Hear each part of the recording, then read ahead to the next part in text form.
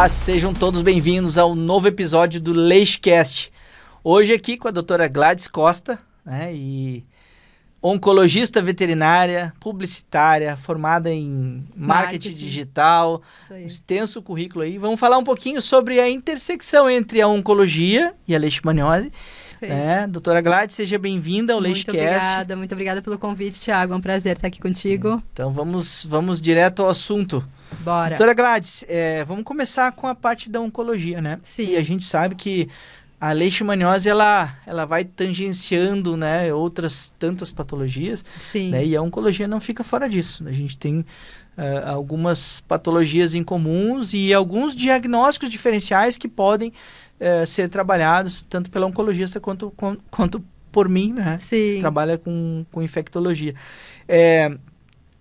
Quais são as patologias oncológicas, vamos dizer, que podem ser confundidas, né, a nível de pele, vamos começar por aí, né, com leishmaniose? Inclusive, vamos estender um pouquinho mais, né, porque agora me veio à cabeça, né, não só pele, né, a gente tem muitas vezes algumas nodulações em baço, que muitas vezes são atribuídas a pacientes de oncologia e que no final das contas acabam sendo diagnosticados como leishmaniose. Qual que é a tua experiência em relação a isso e conta um pouquinho da tua relação aí da oncologia em relação à leishmaniose. Ok, ótima pergunta, Thiago. Vamos começar pela questão do baço, do fígado, que é o que mais acontece no dia a dia, né? Quando a gente tem nodulações de baço e fígado, na grande maioria das vezes, os colegas que trabalham com a parte de imagem já pensam na questão do câncer, né? Já pensam no nódulo mesmo patológico neoplásico. Os laudos né? do ultrassonográfico já trazem essas informações. Já vem sugestivo né? Exatamente. Mas normalmente vem sugestivo inflamatório, ou infeccioso, ou neoplasia, ou todas as sugestões para confundir um pouco mais a cabeça da gente, né? Exatamente. Então, muitas vezes a gente acaba indo norteado já pensando numa neoplasia, né? E muitas vezes não é uma cicatriz mesmo de alguma doença, né? De trâmito aí hematológico, ou também leixe, ou outros tipos de parasitas que a gente sabe que pode acontecer também, né? Nos nossos pacientes. Então, primeira coisa sempre é a questão do diagnóstico diferencial. E eu quero aqui já aproveitar para te dar os parabéns, que tu faz muito bem isso, né? Nos teus vídeos tu fala muito bem sobre isso, e eu tô aprendendo bastante coisa contigo sobre leite também nesse sentido. Então, o diagnóstico diferencial ele é muito importante. Não só ver essa imagem de exame ali, de uma imagem compatível com o tumor é neoplasia, né? Olhar realmente todos os outros sinais, os outros sintomas, escutar muito bem o tutor para já falar toda a vida daquele pet, né? Porque às vezes a gente sabe ali que o local onde mora, o que se alimenta, como se alimenta, da onde veio, né? Se era um animal de rua, não é. Isso tudo vai interferir nesse prognóstico, nesse diagnóstico, para a gente conseguir tratar melhor esse paciente. Então, se preocupar também, com isso. Né? Que exame pedir, Exato.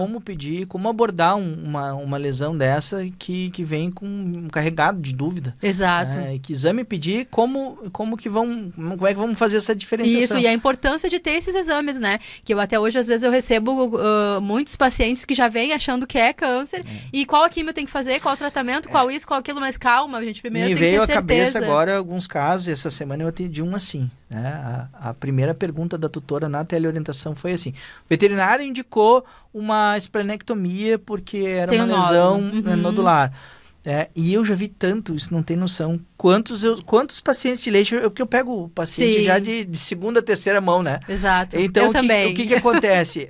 Muitas vezes o veterinário manda tirar o baço, porque, nem sabe por quê, porque ele tá grande. Só porque viu um nódulo, porque tá aumentado. Grande, tá aumentado, né? Porque tem uma lesão difusa, descrita no ultrassom, uma lesão difusa, que o ultrassonografista não tem obrigação de saber, não tem obrigação ele tem a obrigação de descrever a lesão. Exato. Mas a gente tem a obrigação de entender o que ele escreveu e daqui a pouco olhar um pouco, entender um pouquinho da imagem e olhar a imagem do ultrassom, entender que aquilo é uma lesão típica de uma hemoparasitose. Exato. Né? Então, às vezes a interpretação vem antes de tudo. E muitas vezes a tomada de decisão por uma esplenectomia, às vezes vem antes do diagnóstico diferencial, do diagnóstico definitivo. Isso é muito complicado, muito triste. Exatamente. Essa questão da anamnese bem feita mesmo, de ter todo esse histórico do paciente, é que vai trazer pra gente uma qualidade melhor nesse prognóstico, né? A gente vai pedir outros exames, vai esclarecer algumas outras suspeitas, né? Mas isso é muito importante, tanto na oncologia, quanto na leite, quanto qualquer outro tipo de patologia, né? Sem contar que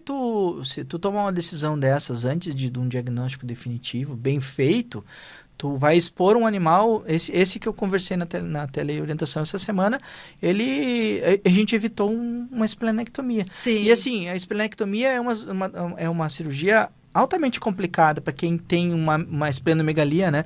Ele pode perder boa parte, né, da função ali, ele pode perder sangue, né? Sim, Sabe que uma cirurgia uma que se perde sangue, exata. né? Expõe a vida do animal, expõe o financeiro do tutor, às Também. vezes desnecessariamente porque não tem um diagnóstico bem feito, Bem um fechado. diagnóstico diferencial. Exatamente. E aí, falando da pele agora, eu ia te né? perguntar É a da mesma pele. coisa. A pele também. A gente vê qualquer lesão. O ideal sempre é fazer esses testes de diferenciação. A gente fazer um citológico, fazer um histopatológico, seja qual for a nossa suspeita, porque hoje a gente vê que as doenças, não sei se tu concorda comigo, Thiago, que a gente já é formado há bastante tempo, a gente começou a ver... Eu sou jovem, né? Super jovem. Assim. Não, jovem de idade, mas com bastante experiência Muita. de serviço, de trabalho, né?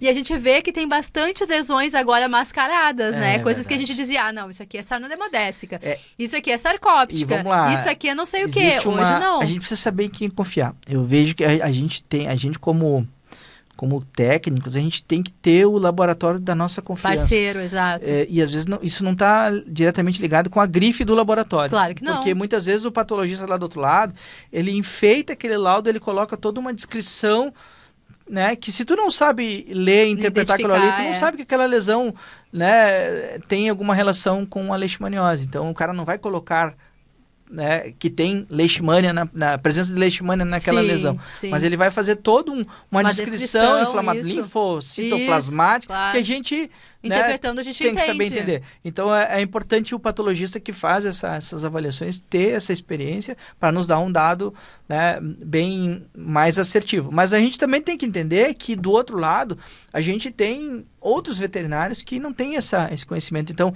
juntando um conhecimento de um patologista que vai te dar um laudo um pouco confuso com um veterinário que não tem tanta experiência, né? E aí que a gente entra como especialista para tentar resolver essa parada aí. É exatamente isso, porque a gente ouviu na faculdade e serve até hoje que a clínica é soberana, verdade, né? Então a gente tem que lembrar que os exames aí, tem muitos exames hoje em dia, tem muitas possibilidades pra gente já fazer um bom diagnóstico, mas não é o exame que vai dizer, essa imagem é isso, verdade. ou esse citopatológico é isso, vai depender, como tu falou, A gente precisa do conhecimento que a gente tem, das suspeitas que a gente tem diagnóstica, do todo o acontecimento, digamos, daquele momento da clínica daquele paciente, né? E também da complementação dos exames. Eu tive um caso recentemente até eu te passei em termos, né? A proprietária não pôde dar sequência na parte oncológica, que era de um linfoma de pele de uma cachorra positiva. Mesmo naquele laudo de linfoma cutâneo, eu não tive 100% de certeza que aquilo era um linfoma cutâneo, porque a leishmaniose tem lesões, ela causa lesões nodulares, lesões, né, muito parecidas com as lesões de linfoma. E aí, como é que tu faz? Tu espera, faz um diagnóstico, manda para outro laboratório. Muitas vezes o tutor não tem condições financeiras de refazer aquele exame, e ali já tem um laudo, tá ali o laudo, né? Exato. Te baseia naquilo ali. E nesse caso eu tive que tratar leixe e esperar para ver o que ia acontecer. É, né? Por isso que é tão importante, como tu falou, ter um laboratório de parceria, né? Um parceiro realmente confiável, para a gente poder ter um pouco mais de qualidade nesse resultado e um pouco mais de confiança no. Mas no que tange a um atendimento local, que é o que a gente faz aqui, tudo bem. Mas quando eu falo em telemedicina, às vezes eu converso com um veterinário e eu sei lá onde é feito. Exato, como é feito. Confiar. Senta e confia, né? Sim. Então é bem complicado. Bem complexo. De interpretar um laudo de uma pessoa que às vezes não tem aquela experiência que a gente precisa. E vamos lá, na citologia, eu costumo dizer, citologia é maravilhosa. Eu faço aqui, eu tenho um microscópio, eu faço na hora, faço diagnóstico. Mas quantos casos a gente não identifica a leishmania, né? Sim, dá inconclusivo, um falso negativo que a gente fala. Câncer é a mesma coisa, né? A gente não identifica a leishmania, não quer dizer que o animal não tem leishmaniose. Exato. Né? Uma prova parasitológica com citologia, ela tem uma acurácia aí, dependendo da habilidade do citopatologista, ali de 60%. Isso, 50%, né? 50%, 60%. E aí, como é que tu vai bater martelo? Se tu viu a leishmania, fechou o diagnóstico. Aí é um exame barato, mas como é que tu vai confiar se não tem algo mais? Porque o paciente de leixe, ele não é uma leishmania, ele é um cachorro. Né? E esse cachorro, ele pode ter tudo Vários que a gente... problemas. vários problemas. Que nem assim a gente pega, por exemplo, tratando o linfoma, falando do linfoma, né? Em gatos FeLV positivo, por exemplo, ou FeLV PIF, ou FeLV FIV, né? Várias doenças concomitantes ali. E aí, muitas vezes, o tutor já vem naquela ansiedade que tá, mas o que eu faço agora? O que eu dou de medicação? Calma, a gente precisa tratar uma coisa de cada vez, né? Então, falando da leite, falando junto com já fazendo o link da oncologia com a leite, é a mesma coisa. A gente vai avaliar os sintomas, vai avaliar toda a história, como a gente falou, a anamnese, vai avaliar os exames e vai ver o que é mais urgente naquele momento, né, para poder começar a tratar. Perfeito. Vou trazer um outro tema aqui dentro do nosso assunto, né? A gente teve um episódio gravíssimo que foi as enchentes em maio do ano passado, fez um ano agora, está fazendo um ano. Né, que estávamos debaixo d'água, inclusive teve uma experiência, né, bem complicada, de perder casa, perder clínica, né, morava numa cidade que ficou 100% praticamente debaixo d'água. 95% debaixo d'água.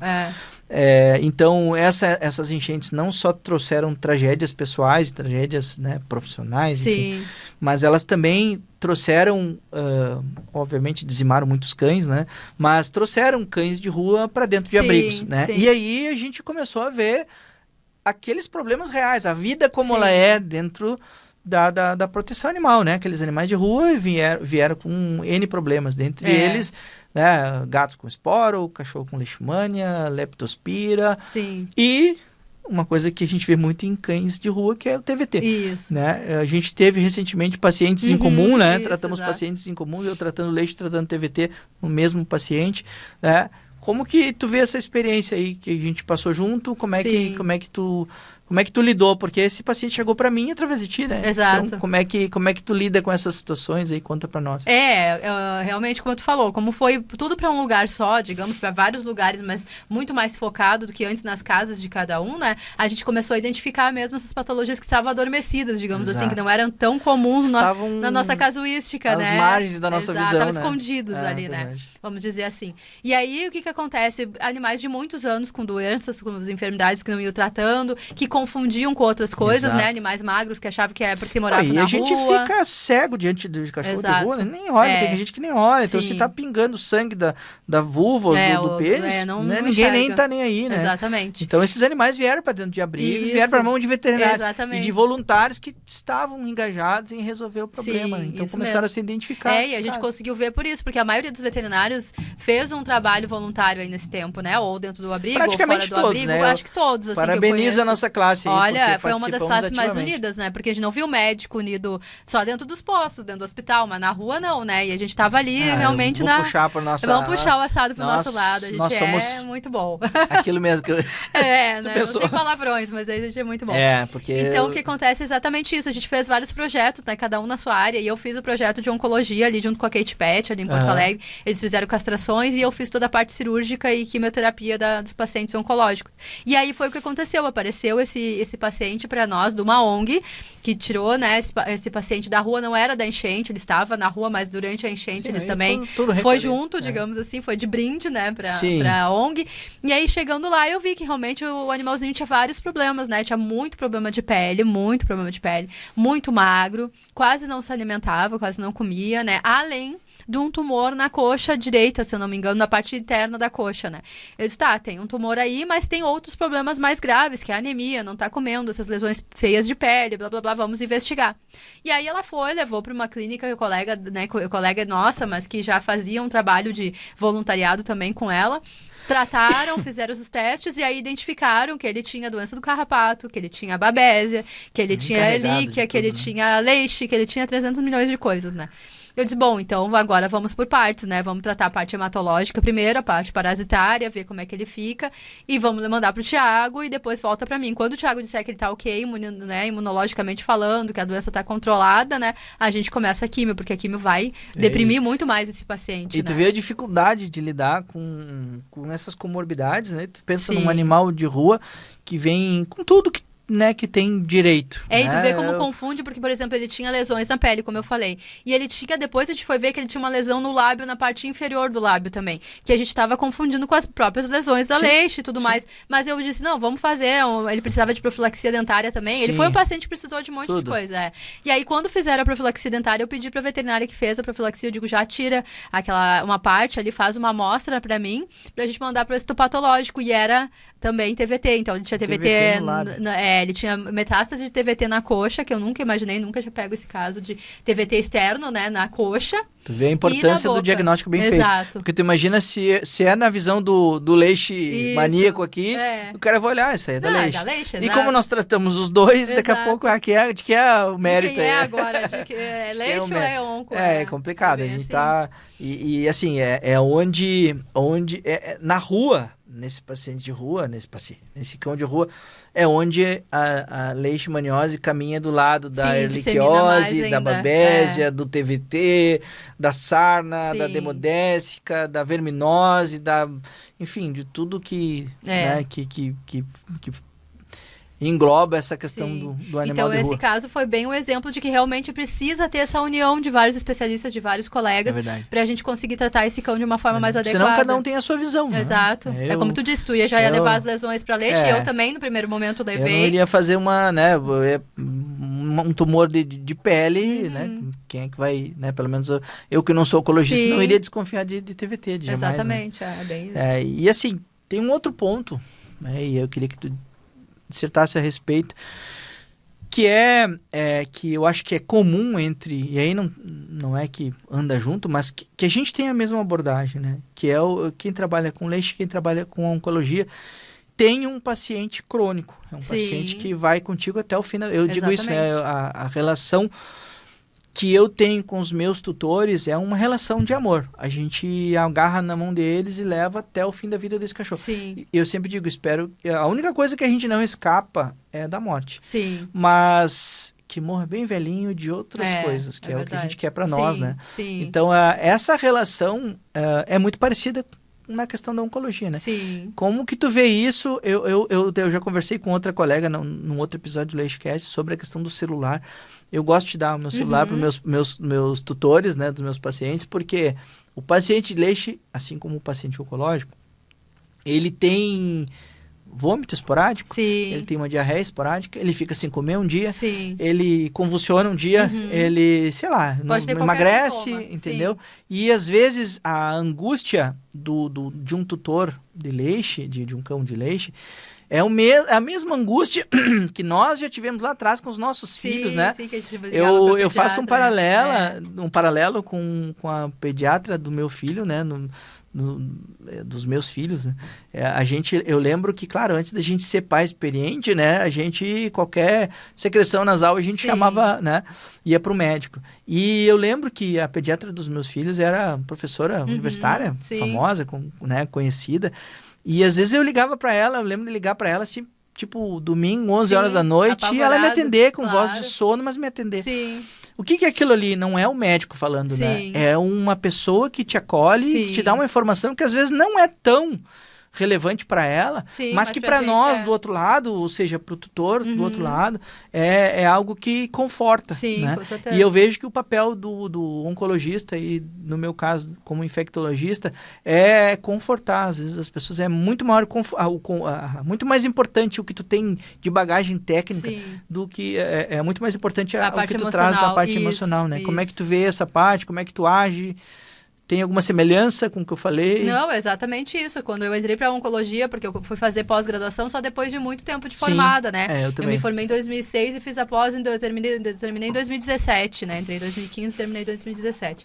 E o porquê que eu entrei na oncologia exatamente por isso, porque eu sempre fui uma pessoa que gostei muito de me comunicar, que adoro pegar aquelas velhinhas que ficam contando toda a história dos 300 cachorros. A vontade de botar no colo e abraçar, né? Exato, eu gosto de conversar com os tutores, né? Eu gosto de me comunicar, gosto de saber as histórias.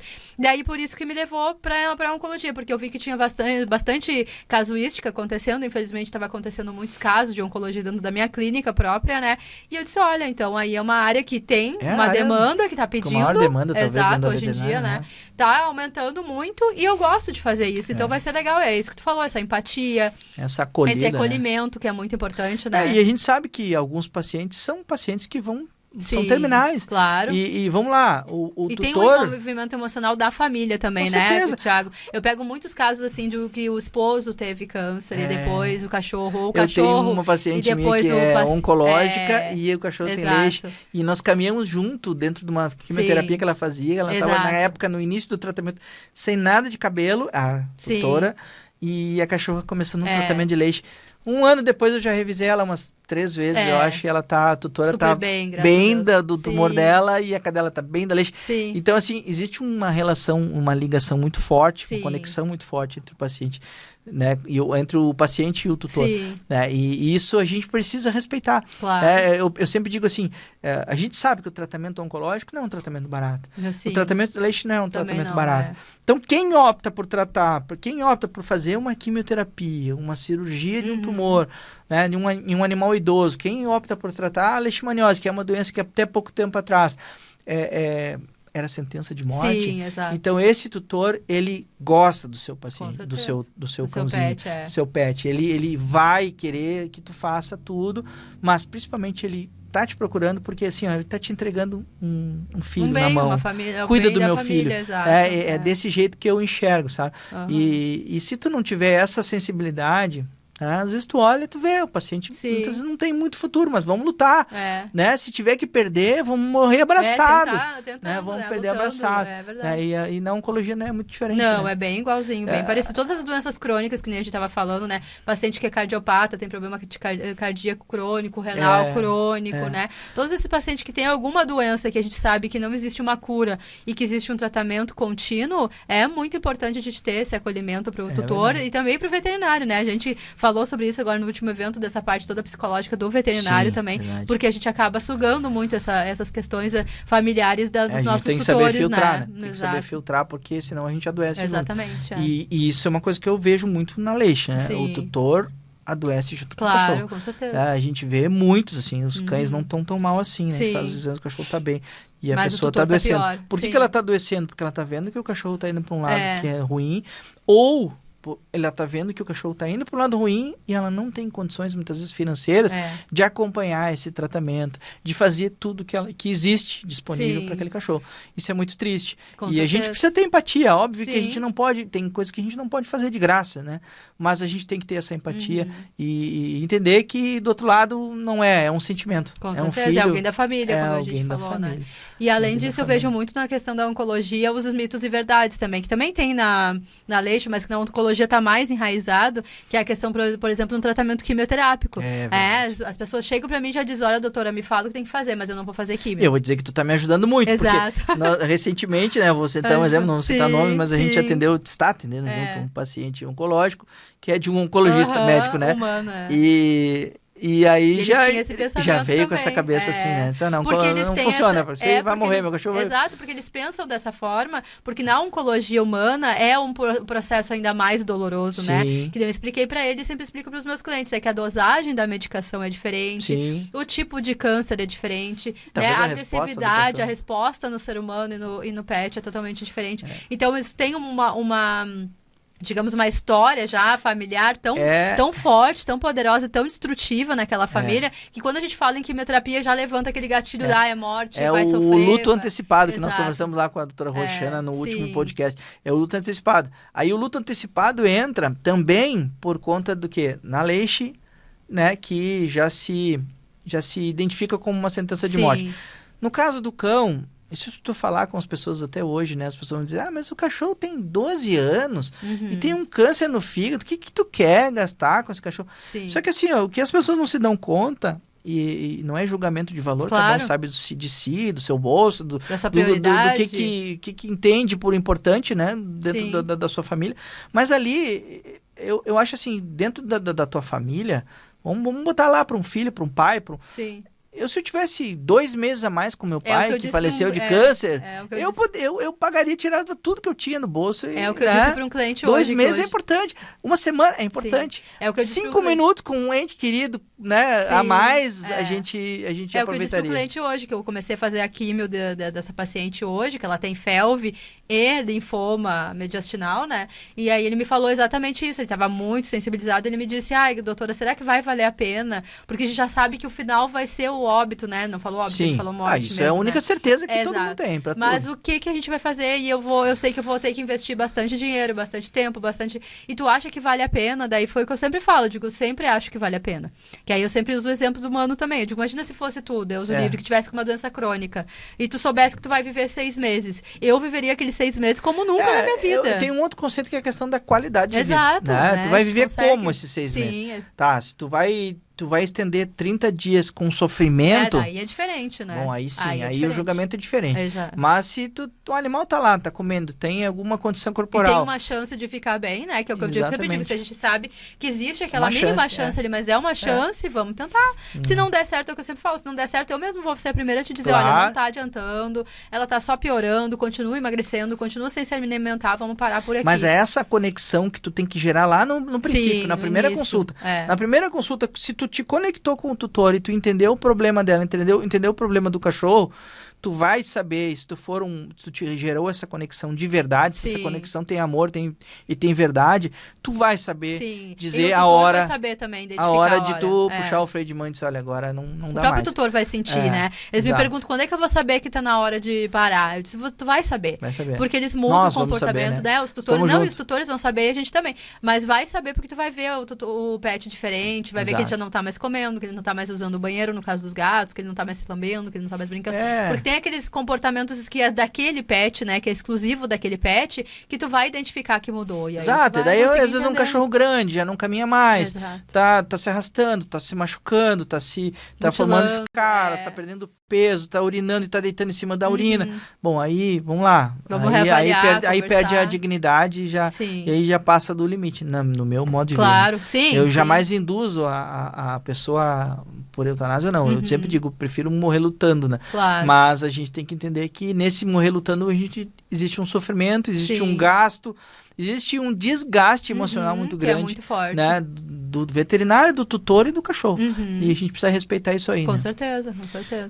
Doutora Gladys, muito obrigado pela sua presença, enriquecedora e, assim, falando de vários temas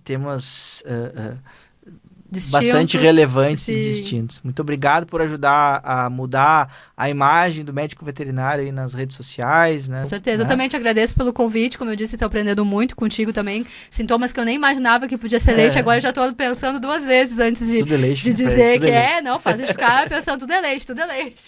Então é importante para a gente poder realmente fazer um diagnóstico melhor e tratar o nosso pet, né, nosso paciente de forma mais assertiva. Obrigada. Então muito obrigado pela presença. Obrigada, pessoal.